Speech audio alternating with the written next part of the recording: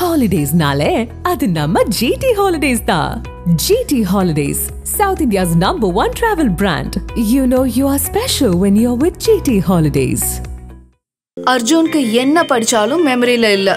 Take it, Lion Date Nut Bites. Lion Date Nut Bites, Energy Bar. Take it, Lion Date Nut Bites. அஞ்சிலே ஒன்று பெற்றான் அஞ்சிலே ஒன்றை தாவி அஞ்சிலே ஒன்றாராக ஆறுயிர்க்காகியே அஞ்சிலே ஒன்று பெற்ற அணங்கை கண்ட அயலாருள் அஞ்சிலே ஒன்றை வைத்தான் அவன் மேலுத்து காப்பான். எங்கள் வாழ்வும் எங்கள் வளமும் மங்காத தமிழென்று சங்கே முழங்கு. பாரத பிரதமர் நரேந்திர மோடி அவர்களுக்கு உங்கள் அனைவரின் சார்பாகவும் எங்களுடைய நம்முடைய இதயமார்ந்த பிறந்தநாள் வாழ்த்துக்களை தெரிவித்துக் கொள்ள மிகப்பெரிய மகிழ்ச்சி அடைகிறோம். அது வெறுமனே வாழ்த்தல்ல, ஒரு நன்றி, ஒரு பெருமிதம், ஒரு கர்வம், ஒரு கௌரவம். இது போன்ற ஒரு பிரதமர் அமைவாரான்னு கற்பனை பண்ண முடியல. 2014 நான் அவரை பேட்டி எடுத்த போது நான் அந்த உள்ளவர் ரிசீவ் பண்ணி கூட்டு வரும்போது நான் அவர்கிட்ட சொன்ன வார்த்தை, இப்படி ஒரு இரும்பு மனிதர் எங்களுக்கெல்லாம் கிடைப்பார் நாங்கள் கற்பனை கூட பண்ணலை, நீங்கள் இருக்கிற காலத்தில் நாங்கள்லாம் இருக்கிறோம் அப்படிங்கிற எங்களுக்கு ஒரு பெரிய கௌரவம் அப்படின்னு சொன்னேன். அவர் சப் பகவான் கே கிருபாக அப்படின்னு இறைவனுடைய கருணை அப்படிங்கிற அந்த வார்த்தையை சொன்னார். அவ்வளவு எளிமை. திரு மோடி அவர்களுடைய செயல்பாடு, அவர்களுடைய பெரும் கனவு 2047க்கான திட்டம் பற்றி நான் மட்டுமே 4 நாளைக்கு பேசுவேன். ஆனால் திரு அண்ணாமலை அவர்களும் சேர்ந்து பேச வேண்டியிருக்கு. திரு அமீர் அவர்கள் என்னைய சொல்லுவார், பாராட்டி சொல்லும் போது சொல்லுவார், ரங்கராஜ் பாண்டே எங்கே போய் நின்னாலும் கடைசியில் பிஜேபி நின்றுவார் அப்படின்னு. அப்படியே சுற்றி போவார், ஆனால் கடைசியில் பிஜேபி நின்றுவார் அப்படின்னு. நம்மளை திட்டுறவங்க பூரா உங்கள் பேர் சொல்லி தான் திட்டிகிட்டு இருக்கிறாங்கன்னு வச்சுக்கோங்களேன். நம்ம திட்டு வாங்குறதுக்குன்னே நம்ம ஓடிக்கிட்டு இருக்கோம். நமக்கு திரு வினோத் பி செல்வம் அவர்கள் குறிப்பிட்டது போல் நேற்று திடீர்னு ஆக்சுவலாக ஒரு மீட்டிங்குள்ளே இருந்தேன். பட் அவருடைய காலனால ரெகுலராக ஃபோன் பண்ணக்கூடியவர் இல்லை. சரி ஏதோ பிரச்சனை, ஆனால் ஒரு ரிசர்வுக்கு ஒரு ஹெல்ப்னா நீங்கள் ரிசர்வுக்கு தான் கேட்குறேன், நீங்கள் தப்பாக நினச்சிடாதீங்க. ஒருவேளை அண்ணன் வர முடியாமல் போயிடுச்சுன்னா நீங்கள் வரணும் அப்படின்னாரு. ஒன்றும் பிரச்சனை கிடையாதுங்க.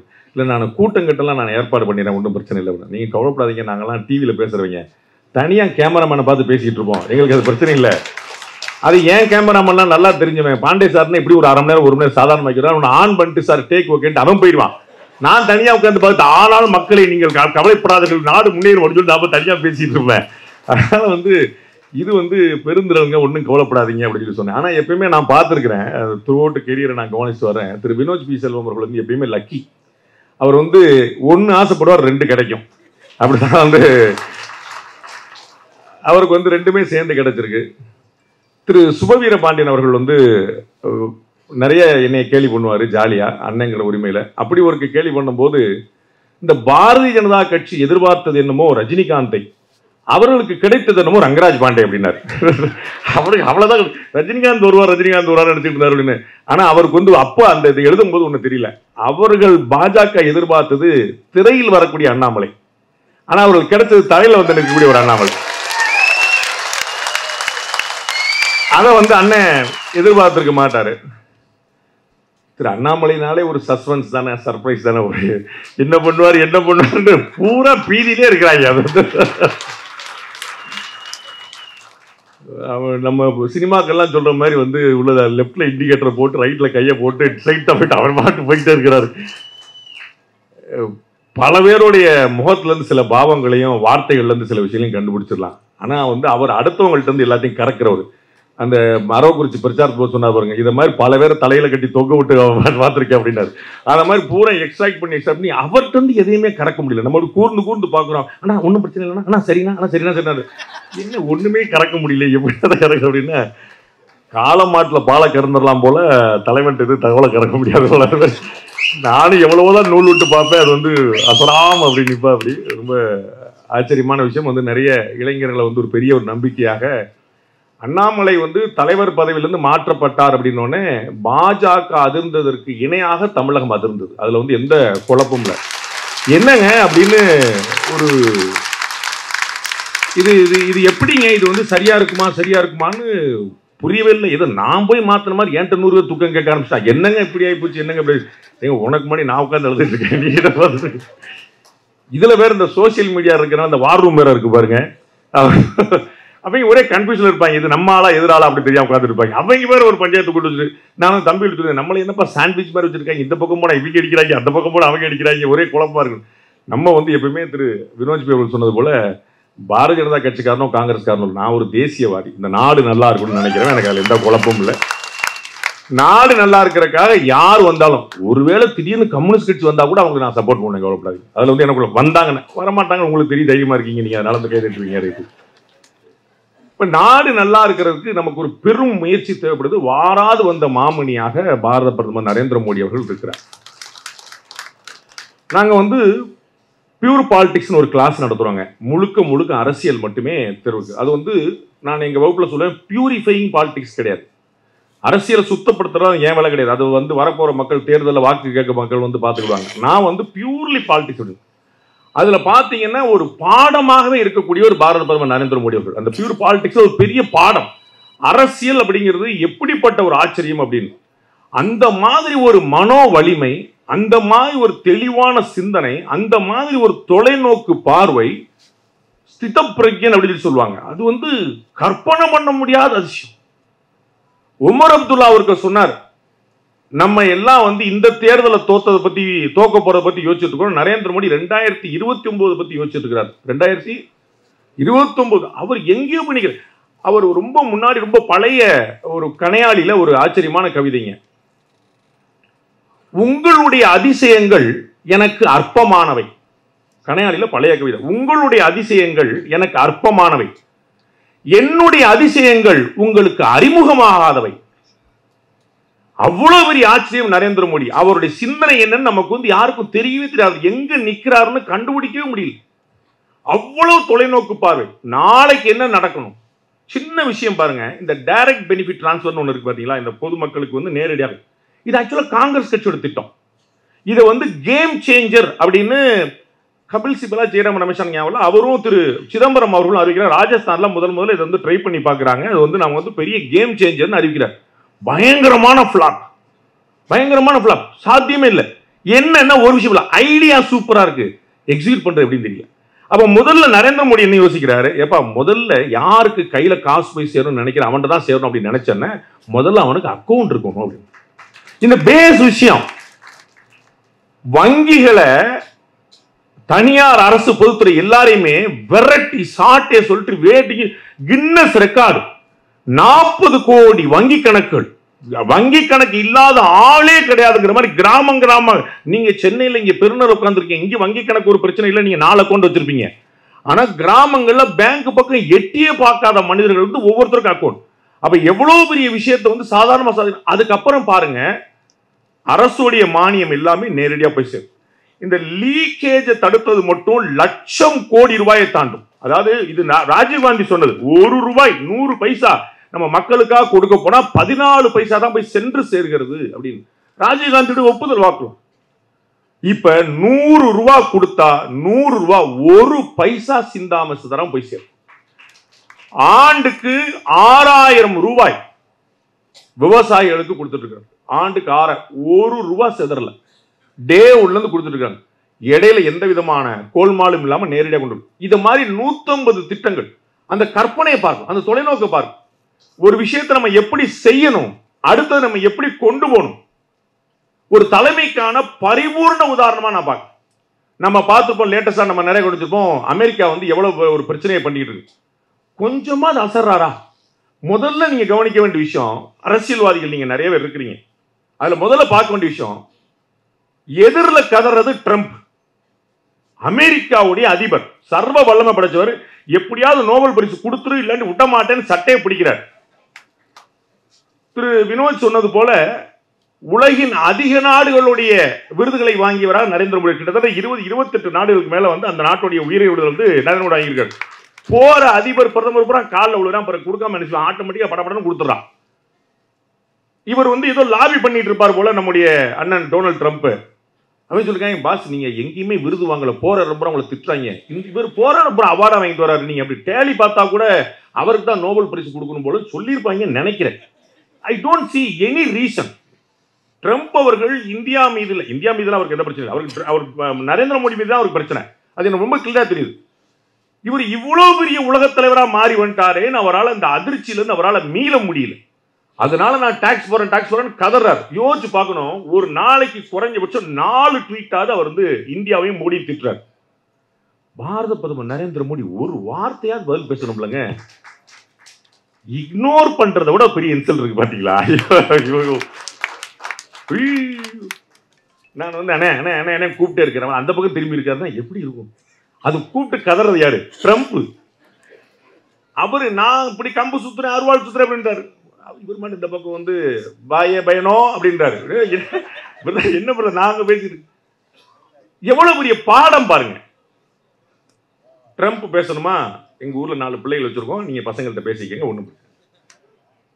பாகிஸ்தான் ராணுவ அத்துமீறல் நடத்துது, பேல்காம்ல வந்து அவர்கள் தூண்டி விட்ட தாக்குதல் நடக்குது.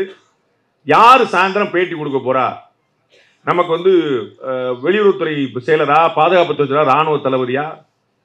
2 பெண் அதிகாரிகளை கொண்டு வந்து ஸ்ரீ சக்தினா என்ன, பெண்களுக்கான சுதந்திரம்ங்கிறது என்ன, பெண்களை எப்படி நடத்தணும்னு உலகத்துல எவனும் எங்களுக்கு பாடம் சொல்லி தரோம்னா நாங்க நடத்தணும். போர் சமயத்துல யூனிஃபார்ம்ல 2 லேடிஸ் வந்து நின்று பேசும்போது அந்த ஆபீஸ் எவ்வளவு பெரிய பிரைடு நமக்கெல்லாம்.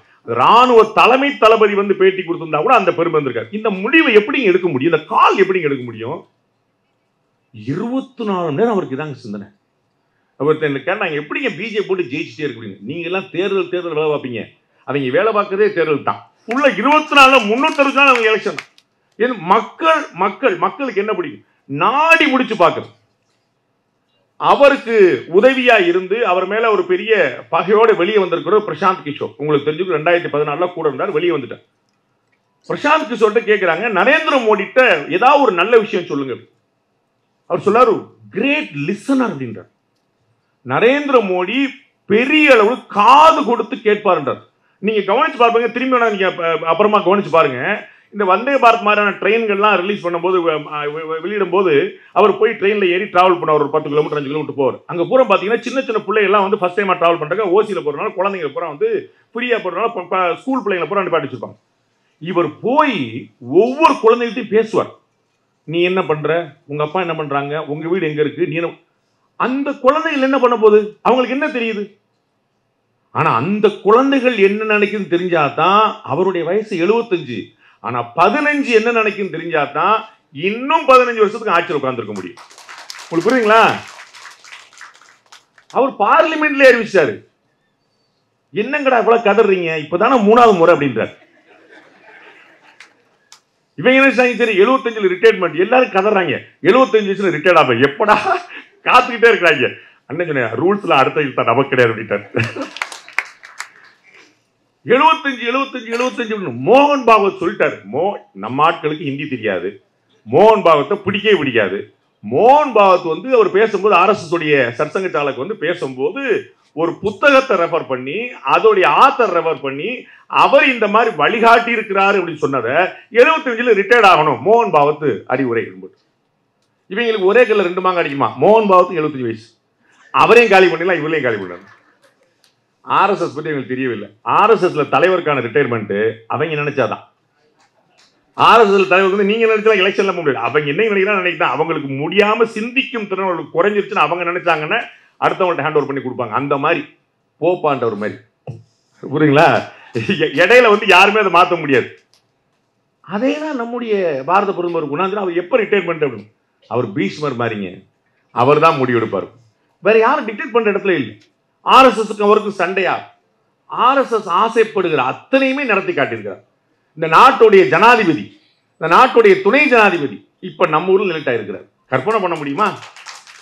இந்த நாட்டுடைய பிரதமர், இந்த நாட்டுடைய உள்துறை அமைச்சர், அத்தனை பேர் RSS இருந்து. RSS ஒரு காலத்துல தடை செய்யப்பட்ட இயக்கமாக இருந்தது.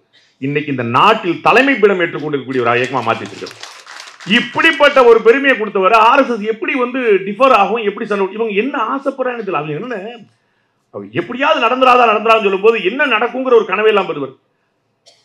திரு வினோஜ் அவர் குறிப்பிட்டார், கடந்த ஆட்சியில் எப்படி இருந்துச்சு 2004 to 14 எவ்வளவு ஸ்கேம்னு எடுத்து பாருங்க. நீங்க சும்மா சொல்றீங்க UPA 1 and 2 ஸ்கேம்ஸ் போட்டு பாத்தீங்கன்னா எல்லா சேனல்லையும் 15 சேனல், அவன் ஒவ்வொருத்தரும் ஒரு ஆர்டிகல் போட்டு வச்சிருக்கான், 15 ஊழலா சொல்றான்.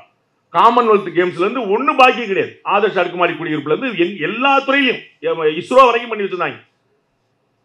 பாரத பிரதமர் 11 வருஷமா ஆட்சி பண்ணிருக்காரு. அதற்கு முன்னாடி 11 வருஷமா குஜராத்துடைய முதலமைச்சராக இருந்தார்.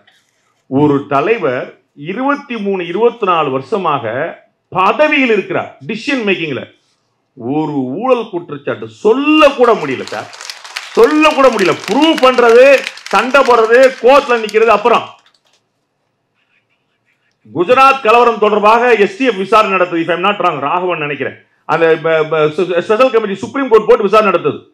குஜராத்துடைய முதலமைச்சர் SIT உடைய விசாரணைக்கு தனி நபராக போனார். குஜராத்துடைய முதலமைச்சர் தனி நபராக 2 நாட்கள் மாறி மாறி விசாரணை. அறிக்கை வந்தது கண்கூடு, அவர் நிரபராதின்னு முழுமையா வெளியிட்டார். ஆனால் நேஷனல் ஹெரால்டு கேஸ் வருது சோனியா காந்தி மற்றும் ராகுல் காந்தி மீது. கோர்ட்டுக்கு அப்பியர் ஆக மாட்டேன்னு மேல மேல மேல சுப்ரீம் கோர்ட் வரைக்கும் போயிட்டாங்க. சுப்ரீம் கோர்ட் வரைக்கும் இல்ல, நீங்க ஆஜராயித்தான் ஆகணும்னு சொல்லிட்டாங்க. நீங்க பெயில் வாங்குறதுக்கு ஆஜராகணும்னு சொல்லிட்டாங்க. பெயில் வாங்குறதுக்கு போறாங்க சார், ஒரு பேரணி மாதிரி. எதுக்குங்க? சுதந்திரம் வாங்குறதுக்கு இல்ல, பெயில் வாங்குறதுக்கு. அப்படி போனாங்க. அப்ப ஜஸ்ட் இமேஜின், யோசிச்சு பாருங்க, 2 தலைவர்களை ஒப்பிட்டு பாருங்க. இவர் எப்படி இந்த இன்டெகிரிட்டியை மெயின்டைன் பண்றார். அமெரிக்கால ஒபாமா அவர்கள் முதல்ல இருந்த போது இவர் அங்க டிராவல் பண்ணியிருக்கிறாரு. அமெரிக்க அதிபர் இந்திய பிரதமருக்கு விருந்து கொடுக்கிறேன்னு சொல்லிட்டு தட்டமுட்டல் ஏற்பாடு. அதிர்ச்சி கொடுத்தாருங்க தலைவர். நான் நவராத்திரி விரதத்தில் இருக்கேன், பச்சை தண்ணி பள்ளப்படாது. அரண்டாங்க. இல்ல, நான் இந்த தண்ணி குடிக்க மாட்டேன், அந்த தண்ணி சொல்லலாம், எப்படியா உஷார் பண்ணலாம். பச்சை தண்ணி பள்ளப்படாதுன்னு எப்படி உஷார் பண்றது? அசரவே இல்லைங்க. எல்லாருக்கும் நவராத்திரி விரதம் இருக்கிறாருங்க. யாருக்காங்க? அவருக்குன்னு குடும்பமா குட்டியா? அப்துல் கலாம் அவ்வளோ பெரிய ஜனாதிபதி மாளிகையில் இருந்தார். அவர் கூட பிறந்த அண்ணனை கூட வச்சுக்கல. வந்து காட்டிட்டு பத்தியா இதுதான் ஜனாதிபதி மாளிகை, அப்படியே திரும்பி போயிருக்காங்க. அவருடைய அண்ணன் பிள்ளைகள் அப்படியே உட்கார்ந்திருக்காங்க. அதற்கு பிறகு நம்ம கற்பனை பண்ணியிருக்கோமா? பாரத பிரதமர் நரேந்திர மோடி அவருடைய தாயை கூட கூட்டு வைக்கல. யோசிச்சு பாருங்க, அவருடைய பெத்த தாய் இப்பதானே இருந்தாங்க, இவ்வளவு நாள் இருந்தாங்க. தாயை கூட, அவருடைய சகோதரர்லாம் கூட இருக்கிறாங்க. இது கற்பனை பண்ண முடியுமா சார்? இது ஒரு மெசேஜ். நீங்க அவருடைய அம்மாவை கூட்டு வச்சிருந்தா என்ன பிரச்சனை? அவருடைய சகோதரர் நாளர் கொடுத்தா என்ன பிரச்சனை? யார் தப்பா நினைக்க முடியும்? நோ, இது ஒரு மெசேஜ். நான் RSS காரன், தரையில படுத்திருப்பேன், ஊரா சுத்துவேன். எனக்கு நாடு முக்கியம், இந்த மக்கள் முக்கியம். எப்படியாவது இந்த விகசித் பாரத் சொல்லக்கூடிய இந்த வளர்ந்த பாரத பார்க்கும். நான் குடும்பம் குட்டிய கூட வச்சிருந்தேன், எங்க அம்மா வச்சிருந்தேன், தம்பியை வச்சிருந்தேன் அப்படின்னா அவருக்கு ஒரு தலைவலி, அவருக்கு ஒரு காய்ச்சல், அவருக்கு ஒரு வண்டி, அவர் போகும்போது ஒரு பிரச்சனை, சண்டை. நோ, எந்த தடையும் இருக்கக்கூடாது. அதனால தான் மோடிக்கு பரிவார்னு இந்த நாடே எழுதிச்சு. மோடியின் குடும்பம் அத்தனை பேர் செஞ்சாங்க. மோடிக்கு குடும்பம் பத்தி பேசினாங்க. அதான் நான் சொல்ல வந்தேன். 2004 to 14 என்ன நடந்துச்சுன்னா, ஊழல்களுடைய பெரும் பட்டியல். 2014 to இன்னைக்கு வரைக்கும் ஒரு ஊழல் சொல்ல முடியல. என்ன பிரச்சனை பண்றாங்க? அவர் கல்யாணம் பண்ணாரு, ஆனா ஒய்ஃப் என்னாச்சு? அவர் நிறைய சட்டம் மாத்துறாரு. கம்ப்ளைண்ட் சார், நிறைய சட்டம் மாத்துறாரு, நிறைய பேண்ட் மாத்துறாரு. இது ஒரு கம்ப்ளைண்ட். அவர் என்ன படிச்சிருக்கிறார்? இதுலயே தெரியலையா அவர்கள் எவ்வளவு தோல்வி அடைஞ்சிருக்காங்க? குற்றச்சாட்டு கூட வைக்க முடியாத இடம். கற்பனை பண்ண முடியுதா? நீங்க ராகுல் காந்தி மேல ஒரு குற்றச்சாட்டு சொல்லுங்க, இந்த கூட்டத்தில் ஒவ்வொருத்தரும் ஆளுக்கு 2 சொல்லுவீங்க. அவ்வளவு அண்ணே ஸ்டாக் வச்சிருக்கிறார். நரேந்திர மோடி மீது குற்றச்சாட்டு சொல்வதற்கு வாய்ப்பு இல்லாமல் இந்த இன்டெகிரிட்டி பொது வாழ்க்கையில இன்னொருத்தர் செய்ய முடியுமா சார்? இன்னொருத்தர் பார்த்திருக்குமா? சொன்னா சண்டைக்கு வருவாங்க. மகாத்மா காந்திக்கு பிறகு பப்ளிக் லைஃப்ல இன்டெகிரிட்டின்னு அது பாரத பிரதமர் நரேந்திர மோடிக்கு தவிர வராது. ஓட்டு அரசியல்ல இருந்து, நல்லா புரிஞ்சுக்கணும், ஓட்டு அரசியல்ல இருந்து இதே நாள்ல தான் தமிழ்நாட்டில் பெரியார் என்று அழைக்கப்படக்கூடிய திரு ஈ. ராமசாமி பிறந்தார். அவர் பெண்கள் விடுதலைக்கு என்ன செஞ்சார், என்ன செஞ்சாருங்கிற பார்க்கணும். நான் நல்ல நாள்ல அவரை பத்தி நான் பேச விரும்பல. அவருடைய பிறந்தநாள் நல்லதான்னு சொல்ல வரேன். நீங்க ஏதாவது சிரிச்சு விட்டு விடுங்க. இது நம்ம பல இடங்கள் நடக்கும் பார்த்துருப்பீங்க. நம்ம ஏதாவது ஒன்று பேசிட்டு இருப்போம், இடையில கைதட்டி காமெடி ஆக்கி விட்டுவாங்க. இல்லை கைதட்ட பண்ணா அவன் நோட்டீஸே பண்ணுவான். ஏன் கைதட்டாங்க? அப்போ பாண்டியதை பேசுறாரு குழந்தை. ஆனால் பாரத பிரதமர் நரேந்திர மோடி பெண்களுக்கு என்ன செஞ்சார் பார்க்கணும். அவர் குஜராத்துடைய முதலமைச்சராக இருந்த போதே அந்த மாநிலத்தில் பத்திரப்பதிவு பெண்கள் பேர்ல செஞ்சா 100% வரி விலக்கினார். ஊர்ல இருக்கக்கூடிய ஊராட்சி தலைவிகளாக, பஞ்சாயத்து தலைவிகளாக பெண்களை தேர்ந்தெடுத்தா எலெக்ஷனே கிடையாது. பெண்களை தேர்ந்தெடுத்து யுனானிமஸ் எடுத்தீங்கன்னா நாங்க வந்து கோடிக்கணக்கில் மாநில அரசு நிதி கொடுக்கணும். பெண்களுக்கான முன்னுரிமை எப்படி வரும்னு யோசிச்சு பாருங்க. இன்னைக்கு நம்ம பார்க்கிறோம், தமிழ்நாட்டில், இந்தியாவில் பெண் அப்படின்னு யாராவது ஒரு அரசியல் தலைவர் இருந்தா அது யாராவது ஒரு அரசியல் தலைவருடைய மனைவியாவோ மகளாவோ தான் இருக்க முடியும். சுயம்புவாக எந்திரிச்சு வரக்கூடிய அரசியல் தலைவர் இல்லாம போயிடுச்சு. அப்ப அந்த பெண்கள் சுதந்திரம்ங்கிறத நடைமுறையில் செய்து காட்டி வருவாங்க. சிறுபான்மை மக்களுக்கு எதிரானது பாஜக, சிறுபான்மை மக்களுக்கு எதிரானவர் பாரத பிரதமர் நரேந்திர மோடி அப்படின்னு சொல்லியிருக்கும். யோசிச்சு பாருங்க, 2014க்கு முன்னாடி வரைக்கும் எல்லா இடங்கள்லையும் கலவரம், இந்தியா முழுக்க கலவரம். 2014க்கு பிறகு ஏன் இந்தியாவில் எங்கேயுமே மத கலவரம் இல்லை? இதையே யாரும் யோசிக்க மாட்டாங்க. உத்தரப்பிரதேசத்துல அகிலேஷ் யாதவ் கவர்மெண்ட் இருந்தா கூட ஒரு கலவரம்னா பாஜக கூட்டம் சொல்லுவாங்க. தமிழ்நாட்டு ஊடகங்கள், எனக்கு நான் ஒரு 26 வருஷமா ஊடகத்தில் இருக்கிறேங்க. இந்த ஊடகத்தால வஞ்சிக்கப்பட்ட தலைவர்ல ஜெயலலிதா அண்ட் மோடி மாதிரி வேற தலைவரே கிடையாதுங்க. ஊடகத்தால் வஞ்சிக்கப்பட்ட கொஞ்சம் நஞ்ச அநியாயம் இல்லை. யாரோ ஒரு லேடி திரும்பி கொடுத்து அந்த அம்மா ஜெயலலிதாவுடைய பொண்ணா அப்படின்ற இன்னொரு தலைவர் அப்படி பேசிட முடியுமா? மோடி அவர்களுக்கு எதிராக டாக்டர் பிரணாய் ராயில இருந்து ஒருத்தர் பாக்கி கிடையாது. நேரடியாக ராஜீவ் சர்தேசா நமக்கெல்லாம் பார்த்துருப்போம் நிறைய. அவ்வளவு ஊடகங்கள் பகிரங்கமா வெளிப்படையாக பிஜேபி சிறப்பா செயல்படுது கம்பேரிட்டிவ்லி அப்படின்னு சொன்னா நம்மள சங்கின்னு சொல்லுவான். ஆனா மோடி சரியில்லைன்னு சொன்னா நடுநிலை பத்திரிகையாளர். மோடி சரியில்லைங்கிறது விமர்சன பொருளா வச்சா பரவாயில்ல, வைத்தறிச்சல வச்சா எவ்வளவு அராஜகம் நடந்திருக்கு. ஆனா ஜஸ்ட் இமேஜின் என்ன பண்ணிருக்கிறாரு. கொஞ்சம் கொஞ்சமா ஒவ்வொரு விஷயத்திலையுமே இந்த 11 வருஷத்துல இந்தியாவை எங்க நாத்திட்டு வந்திருக்காரு பாருங்க. வெளிநாடுகள் வாழக்கூடிய இந்தியர்கள் பெருமையோடு பேசுகிறார்கள் நாங்கள் இந்தியர்கள் என்று. திரு அண்ணாமலை அவர்கள் பல வெளிநாடு டிராவல் பண்ணியிருக்கிறார். எவ்வளவு பிரைடா அவங்களை ரிசீவ் பண்றாங்கிறத பார்க்கணும். போற வர்ற இடமெல்லாம் முன்னாடி நிலைமையே வேற, இன்னைக்கு நிலைமையே வேற. இந்தியர்கள் என்றால் பிழைக்க வந்தவங்க நிலைமை, இந்தியர்கள் என்றால் பெருமிதத்தோடு பாட்டு. அந்த விசாக்கு அந்த பாஸ்போர்ட்டுக்கு இருக்கக்கூடிய மரியாதை இந்தியாவில வந்துச்சு. எவ்வளவு ஒன்னு ரெண்டா இஸ்லாமியர்களுக்கு எதிராக செயல்படுறாங்கன்னு சொல்றாங்க. 2014க்கு முன்னாடி வரைக்கும் ஹஜ் யாத்திரை 1.25 லட்சம் பேர் தான் போயிட்டு இருந்தாங்க. 1.25 லட்சம் பேர் ஆண்டுக்கு. இன்னைக்கு இந்த வருஷம் நான் இப்ப திரு அபூபக்கர் அவர்கள்ட்ட பேசினேன், 1.25 லட்சம் பேர் போறாங்க. 50,000 பேர் கூட எவ்ரி இயர். அதற்கான பெர்மிஷனை பாரத பிரதமர் நரேந்திர மோடி வாங்கி கொடுத்திருக்கிறார். ஹஜ் யாத்திரை போகும்போது பெண்கள் தனியா போக முடியாது. பெண்கள் யாராவது ஒரு ஆண் துணையோடு தான் போகணும். அண்ணனோ தம்பியோ அக்காவோ அண்ணனோ கணவனோ அப்பாவோ யாரோ ஒருத்தர். பெண்கள் தனியாகவும் போகலாம் அப்படின்னு இஸ்லாமிய பெண்களுக்கான பெரிய நல்வாய்ப்பை ஏற்படுத்தி கொடுத்திருக்கிறார் பாரத பிரதமர் நரேந்திர மோடி. இஸ்லாமியர்களுக்கு எதிராக எப்படி இருப்பாங்க? ஒரு கலவரம் இல்லை. ஹஜ் யாத்திரை எண்ணிக்கை கூடிக்கிட்டே போகுது. பெண்கள் தனியாக ஹஜ் யாத்திரை போகலாம். ட்ரிபிள் தலாக் பெண்களுக்கு எதிரானது என்பது போல சித்தரிக்கப்பட்டது. என்ன ஆச்சரியம், அந்த பெண்ணுடைய குடும்பத்தை தவிர வேற யாரும் வழக்கு போட முடியாது. இது யாராவது சொல்றாங்களா வெளியே? அந்த பெண்ணுடைய பிரைவேட் குடும்பம், அண்ணன் தம்பி அக்கா தங்கச்சி அப்பா அம்மா, இவங்களை தவிர யாரும் கேஸ் போட முடியாது. யாரோ ஒருத்தர் போயிட்டு வந்து இன்னொருத்தர் மேல ட்ரிபிள் தலாக் போட்டாரு, எங்க மேல வந்து பாஞ்சிரும் கிடையாது. அப்ப அந்த மனைவிக்கு வந்து வழக்கு போடக்கூடிய சுதந்திரம் யார் வாங்கி கொடுத்தா? அப்ப வாரணாசியில கிட்டத்தட்ட 17% பேர் இஸ்லாமியர்கள் இருக்கிறாங்க. எப்படி 3வது முறை அங்க எம்பி யாராவது யோசிக்கணுமா? இல்ல யாராவது இஸ்லாமியர்களுடைய வாக்கை பெறாமலா நரேந்திர மோடி ஆயிர முடியும்? அப்ப எவ்வளவு பெரிய இடத்துல போயிட்டு இருக்கிறார் பாருங்க. ஒன்னுமே அயோத்தி ராமர் கோயில், அங்க வந்து 2 பேரோட ஸ்பீச்சை நீங்க கவனிக்கணும். ரொம்ப முக்கியமா பாரத பிரதமர் நரேந்திர மோடியும் RSS தலைவர் மோகன் பாகவத் அவர்களும் ரொம்ப தெளிவா சொல்றாங்க, ராமருக்கான கோவிலை கட்டிவிட்டோம், அடுத்தது நாம் நம்முடைய வேலையை பார்க்க வேண்டும். நாட்டை 2047க்குள் நம்பர் 1 ஆக, உலகத்தில் நம்பர் 1 ஆகிறதுக்கான வேலையை பார்க்கணும்னு பிஜேபியில இருந்து வந்திருக்கக்கூடிய பாரத பிரதமர் நரேந்திர மோடி சொல்றார். அவரை பார்த்து மதவாதி சொல்றாங்க. RSS தலைவர் சொல்கிறார், இனிமேல் எல்லா மசூதிக்குள்ளேயும் என்ன இருக்குது, மசூதிக்குள்ள கீழே என்ன இருக்கு நம்ம தேடிட்டு போக கூடாதுன்றார். இவர்கள் என்ன கட்டமைக்கிறாங்க RSS பத்தி, பிஜேபி பத்தி, பாரத பிரதமர் நரேந்திர மோடி பத்தி. ஆனா உண்மை என்னவா இருக்கு? அயோத்தியில ராமர் கோயில் வாசல்ல ராமர் கோயிலுக்கு பிராண பிரதிஷ்டா பண்ணிட்டு வந்து பாரத பிரதமர் பேசுறார். Just imagine. இது கற்பனை பண்ணுமா? யாராவது சொல்றாங்களா? இந்த ஊடகமா சொல்லுதா? ஆர்டிகிள் 370 நல்லா பெஹல்காம்ல 26 பேர் உயிரிழந்தாங்க. 25 பேர் இந்துக்கள், ஒரே ஒரு இஸ்லாமியர் அவங்க உயிரிழந்தார். சையத்னு பேர், சையத் ஷான்னு பேர். அவர் ஏன் உயிரிழந்தாரு? அவர் அந்த ஊர்ல குதிரையில வந்து போட்டு டூரிஸ்ட்களை கூட்டு போகக்கூடிய ஒரு டூரிஸ்டை இங்க இருந்து பேல்காம்ல அந்த பள்ளத்தாக்கு பகுதியில இருந்து அந்த இடத்துல சமவெளி பகுதிக்கு கூட்டு போனாங்கன்னா அவளுக்கு 2000-3000 காசு.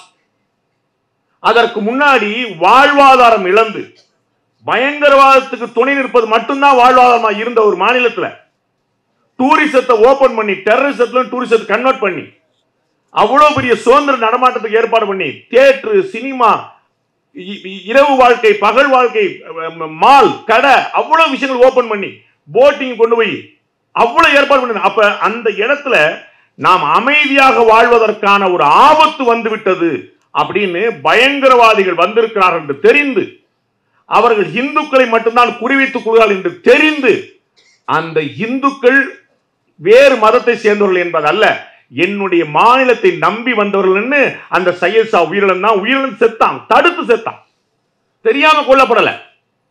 அப்ப அங்க இருக்கக்கூடிய இஸ்லாமியர்களுக்கு கூட பாரத பிரதமர் நரேந்திர மோடி என்ன செய்திருக்காருங்கிறது தெரியும். நம்முடைய வாழ்வாதாரத்தை மாற்றி காட்டிருக்கிறான்னு தெரியும். இன்னைக்கு நம்ம பார்க்கிறோம், முன்னாடி செய்தி வந்தது, அங்க இருக்கக்கூடிய தளபதி சொல்லியிருக்கிறாரு, முன்னாடி பயங்கரவாதிகள் பொதுமக்களாக சேர்ந்து குடியிருப்பாங்க. பெரிய பிரச்சனை, பயங்கரவாதி யார் பொதுமக்களை அடையாளம் காண முடியாது, வீட்டுக்குள்ள உட்கார்ந்திருப்பாங்க.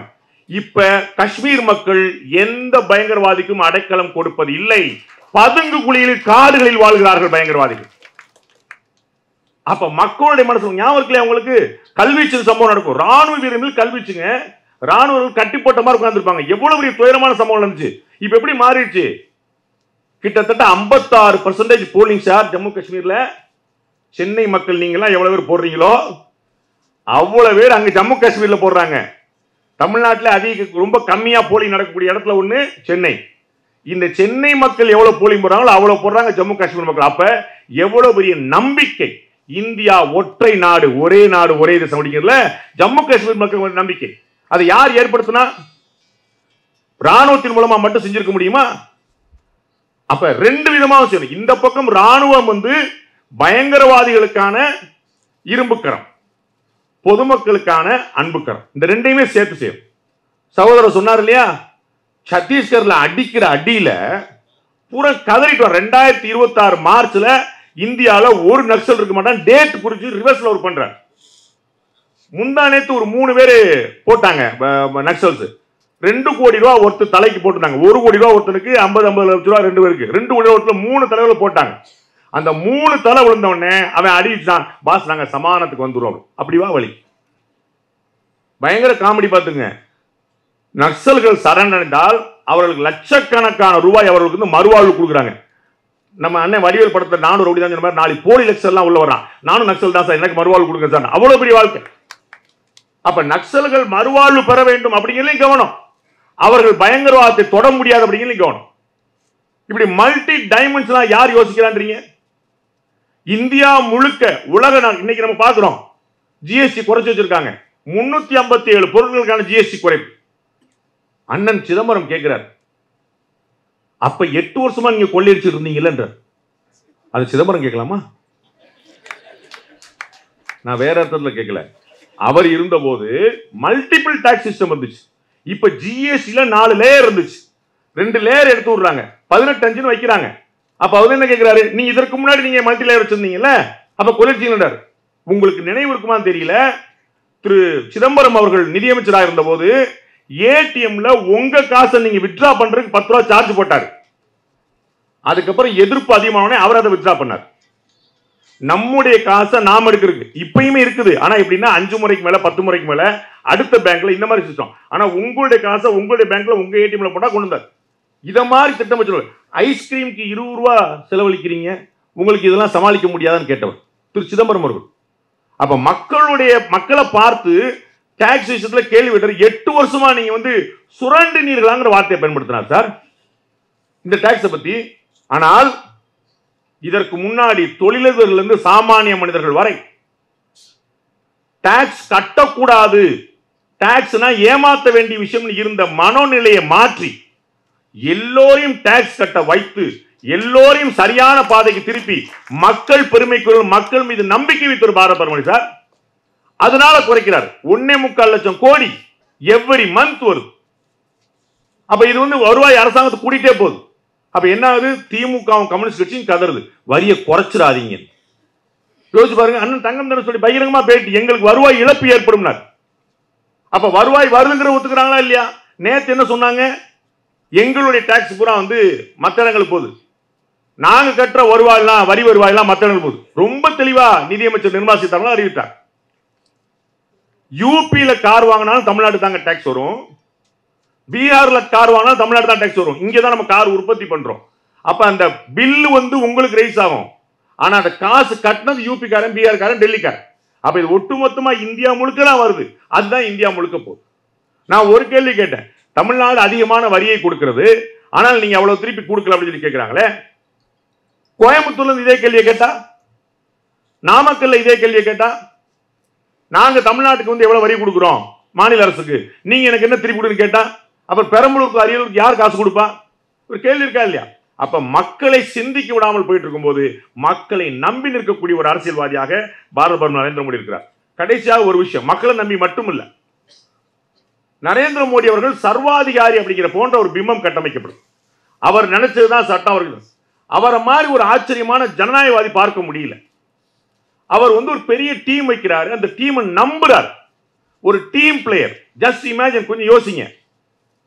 அஜித் தோவல் இந்த நாட்டுடைய தேசிய பாதுகாப்பு ஆலோசகர்.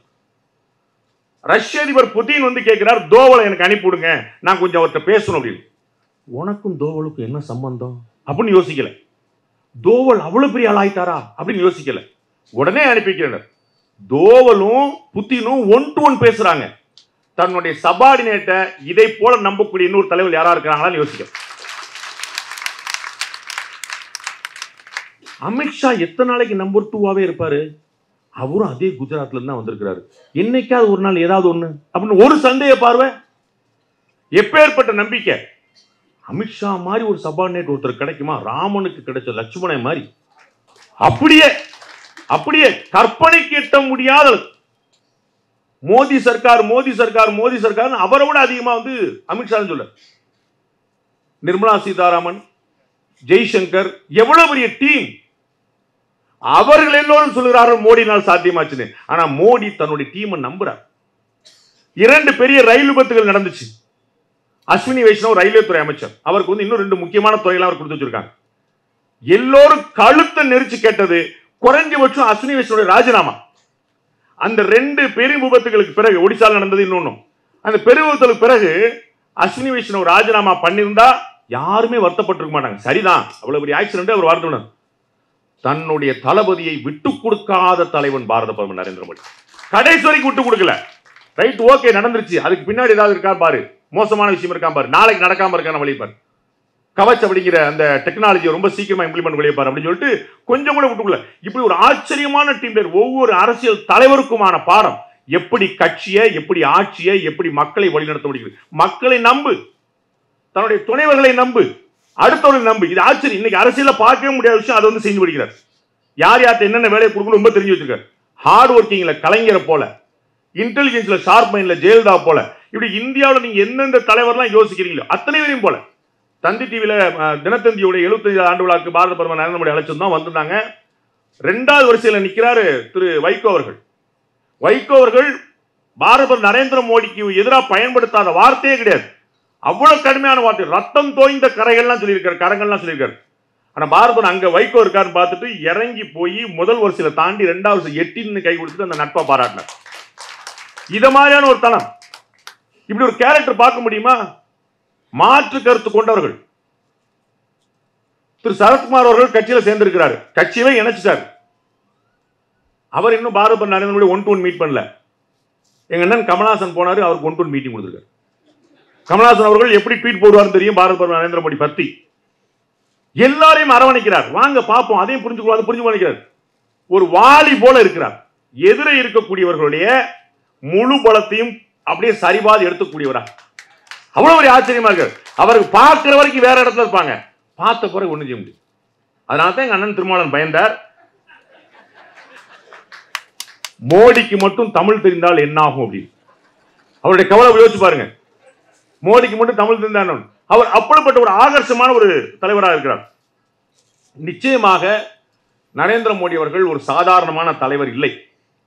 எனக்கான விமர்சனங்கள் வந்தாலும் கவலையிலே நான் பல இடங்களில் சொல்லியிருக்க விஷயம் தான், அவர் நிச்சயமாக ஒரு சாதாரண தலைவர் இல்லை, ஒரு அவதார புருஷன். நம்ம வந்து பல இடங்கள்ல பார்த்திருக்கிறோம், மன்னர்கள் தான் பிறகு கடவுள்களாக பார்க்கப்படுகிறார்கள். கடவுள்கள் எங்கேயாவது ஏதோ ஒரு சந்தர்ப்பத்தில் ஏதோ ஒரு யுகத்துல மன்னர்களாக இருந்திருக்காங்க. அதுபோல இந்தியாவை காப்பாற்றுவதற்காக இறைவன் தன்னுடைய தூதனாகவே அனுப்பி வைத்திருக்கார் பாரத பிரதமர் நரேந்திர மோடியை. அவருடைய பிறந்த நாள் இன்றைக்கு நாளைக்கு அல்ல, கால காலத்துக்கு நினைவு கூறப்படும். அவர் பார்க்கிற 2047 அப்துல் கலாம் அவர்கள் கண்ட கனவை அடுத்த கட்டத்தை நடத்தி செல்கிறார்.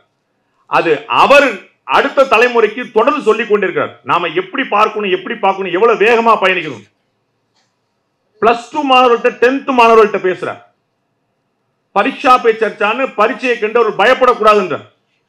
அடுத்த தலைமுறை பற்றி இப்படி கவலைப்படக்கூடிய, எந்நேரம் சதா சர்வ காலமும் மக்களை பற்றி நாட்டை பற்றி சிந்திக்கக்கூடிய இன்னொரு தலைவர் நமக்கு வாய்ப்பார்களா என்றே தெரியவில்லை.